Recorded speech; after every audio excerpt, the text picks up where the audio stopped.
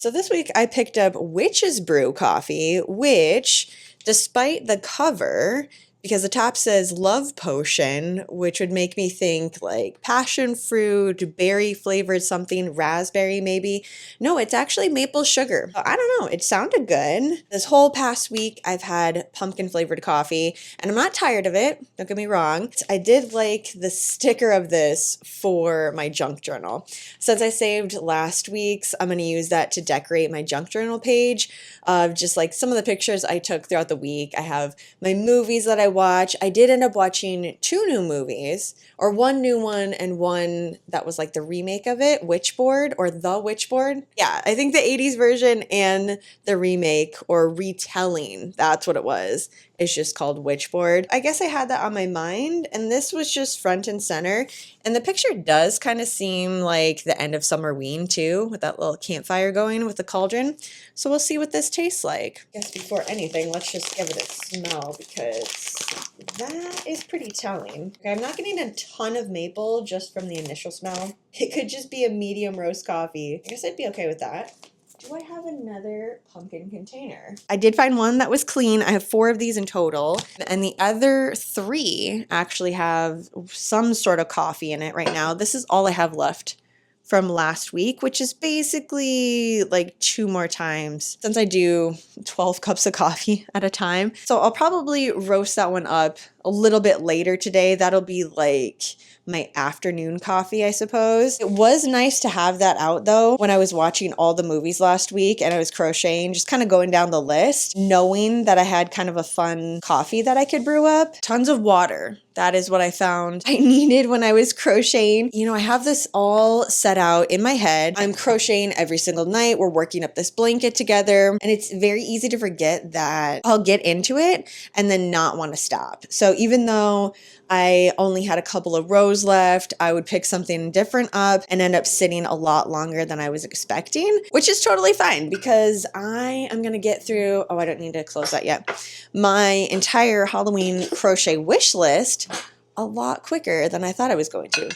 Either that or I'm just really excited and the first week was kind of just a one-off. I'm hoping not because I have a little bit of a sweater to show you. Basically my sweater for Sweater Weather Get Together is pretty much finished. So yeah, we need to have a little chat about that. Okay, hardly any maple flavor that I'm getting. A little bit of the smell as it was roasting. Maple sugar even at that. Yeah, I'm not getting it. I actually don't have a maple syrup to add to it. I have honey, I have the pumpkin, I have the toasted marshmallow, and then I do have a little pumpkin spice creamer. I think I'm just gonna drink this one plain right now. So the sweater that I was talking about, oh gosh, when did I start this? I think in May. Yes, because it was Mother's Day weekend and then completely forgot about it. So just went into one of my project bags.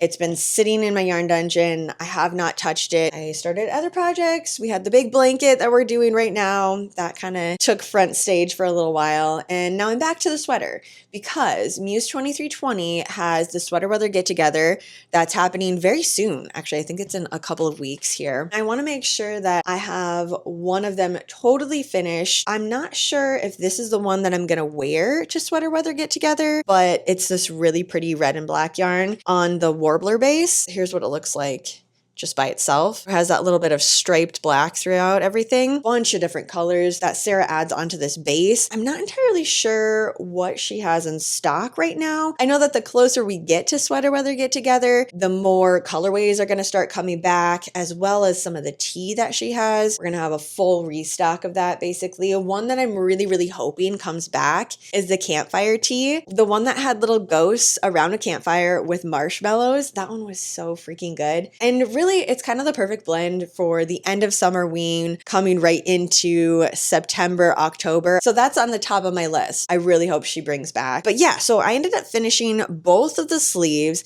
Basically, this sweater is completely done. It's a crop sweater. The entire thing is double crochet, fingering weight yarn. This part is all seamed together.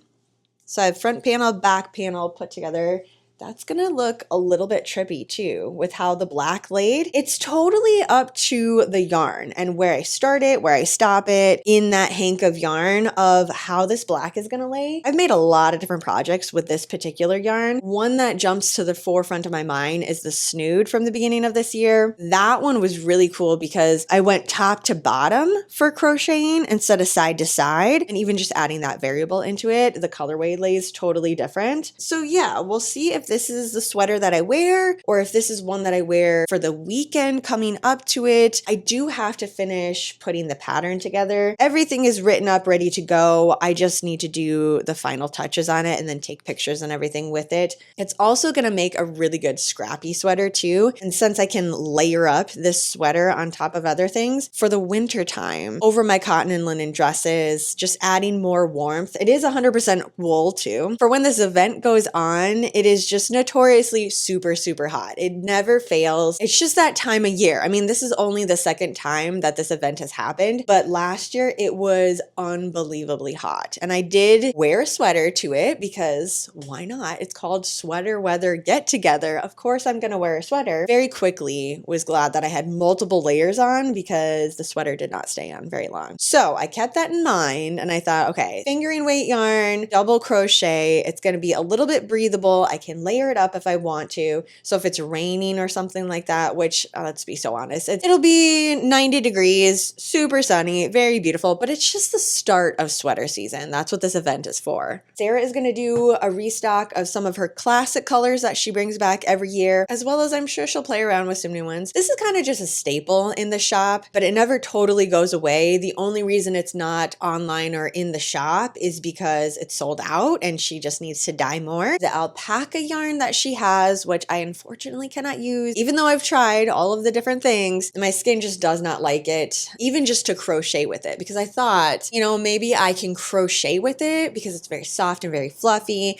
and then I can gift the sweater away. I just really wanted to use the yarn, but even that, my fingertips would be very irritated and like the skin would be super, super dry moments into crocheting with it. So it's not just a wearing thing. I can't even work with alpaca, which is so, so sad to me. She does have an entire lineup of blue sky fiber that I do need to kind of go through and check and see what colorways she has in her shop. That's the yarn that I used for the Fiber Fright Night blanket this year. I really liked working up with it. So I'm thinking, well, I already have a sweater started for that one. I'm just playing around with that one. I have no timeline of when that's going to get out. I have no idea if it's even going to be a pattern. I just wanted to play around with that Midnight Sea. So like the very dark, intense blue. I used that one to pull all the pieces together for the Fiber Fright Night blanket, but I wanted to do a sweater completely in that color. But I know that there's some cotton in that same brand of yarn too. I just want to go through and see what other colorways are going to be. So basically the shop is going to be entirely restocked. There's going to be a bunch of other vendors there as well. And there's going to be a few spots for all of us to, once we know the pattern that we want, we have the yarn that we're working with, we can sit down and start a sweater literally that day. There's a brewery right next door, and then just a little ways down, there's a coffee shop. That is where I'm hoping there's going to be a spot for me. They only opened up recently, and I've just been working my way down their menu. I haven't gotten to the tea yet, so maybe that'll be something I try on that day. Again, this is a couple weeks out, but especially if I wanted to create a sweater to wear to the event,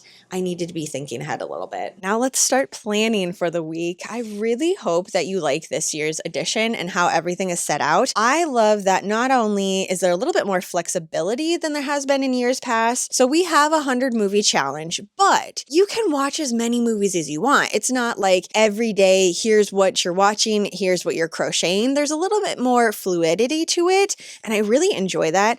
Also, my planner, love this so much more. The fact that it's almost bite-sized and I can carry it with me, I felt like I just reached for it a lot more this year. Okay, so Fiber Fright Night, 100 movie challenge. Feel like there's going to be some weeks where I'm just going to keep going. Obviously, ones that I do want to save for the last week of October. But at this point, just having gone through the very first week of this, I think if I'm feeling like it, I'm just going to keep powering through. Like VHS Halloween Halloween, Scary Stories to Tell in the Dark, Halloween, Getaway. Oh, I guess maybe not Getaway. I could watch that today. But Trick or Treat, Tales of Halloween, Hocus Pocus, Clowns in the Cornfield, Sleepy Hollow. Those are the last week of October for me, so those do have to stay here. But everything else, I'm fine with kind of adding a few here and there throughout the week. So this week, I am going to set up the 7, pick the ones that I'm going to be watching. I did have to set a timer for one of the final nights of the week because it was eating into my reading time,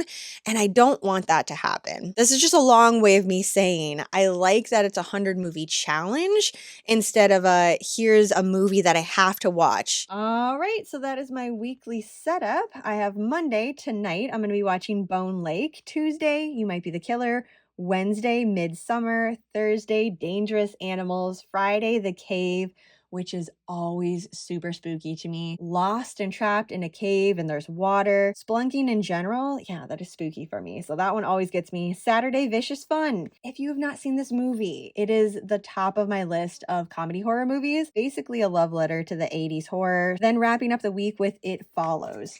So let's go back to the schedule here and see what I'm working on. So August 10th, I'm going to be making one panel in the color Rusted Roof. So exactly what I did last week. Basically, we're starting at the bottom of the blanket, working across, and then going up to the next row, across, up to the last row, across, and then doing all the embellishments with the pumpkin and the eyes and the stem, and then seaming everything together. But this week, Rusted Roof, that's what I'm going to be working on. So with that, I am set and ready to go for the rest of the week. Hopefully you've been enjoying the blanket so far. I realize that we're only just barely into the blanket. We have one panel completed. We're moving on to the next one. None of the pieces are together yet, but this is like the exciting part. We're just getting into it, figuring out how many movies we can watch, which I do need to go and look through what are the new movies that hit video on demand this weekend. So if there's any that you know that you watched or you're like, hey, don't forget about this one, let me know in the comments. So yeah, we'll see how many I ended up watching this week. But for right now, I'm going to let you go. So I hope you have a super spooky rest of your night, and I will see you in my next video.